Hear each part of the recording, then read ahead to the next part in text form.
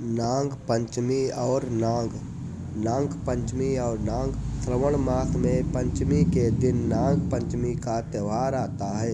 इस दिन नागों की पूजा की जाती है।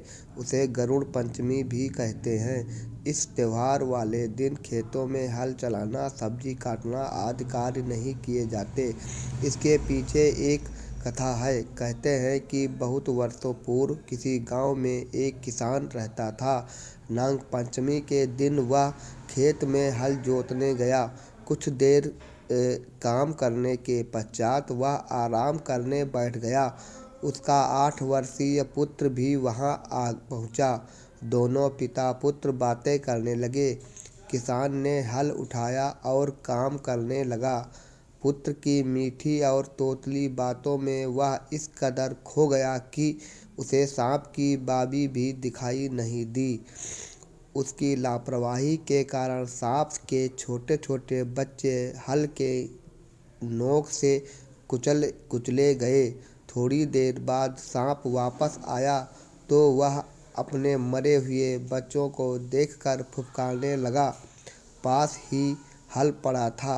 हल की नोक पर लगे खून के कारण उसने हत्यारे को पहचान लिया। किसान और उसका पुत्र सांप के काटने से मारे गए। सांप का क्रोध तब भी शांत न हुआ। वह किसान के घर जा पहुंचा। किसान की पत्नी नाग देवता की पूजा में मग्न थी। सांप ने सोचा कि पूजा समाप्त होने पर ही वह उसे काटेगा। पास ही पूजा की भोग सामग्री पड़ी थी। भूखे सांप ने वह सारा दूध पी लिया। किसान की पत्नी ने पूजा के बाद आंखें खोली तो साक्षात सांप को सामने देखकर प्रणाम किया। अब सांप उसे कैसे काटता?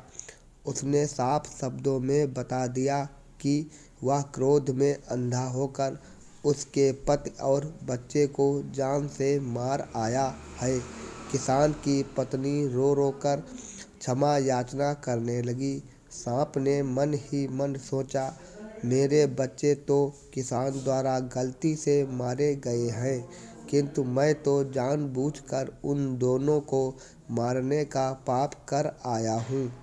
उसने किसान की पत्नी से कहा, शीघ्र चलो, मैं तुम्हारे पति और पुत्र का सारा विष चूसकर उन्हें जीवित कर देता हूँ। किसान की पत्नी उसके साथ खेत की ओर भागी। सांप ने दोनों मृत शरीरों से सारा विष चूस लिया। कुछ ही देर में किसान और उसका पुत्र आंखें मलते हुए उठ बैठे। सबने मिलकर सांप को नमस्कार किया और सांप ओझल हो गया।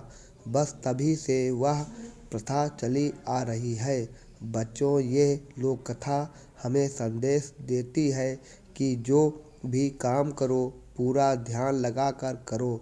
जरा सी लापरवाही भी बड़ी दुर्घटना का कारण बन सकती है।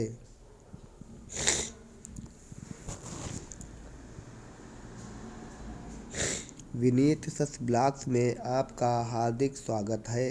कृपया हमारे चैनल को लाइक और सब्सक्राइब करें।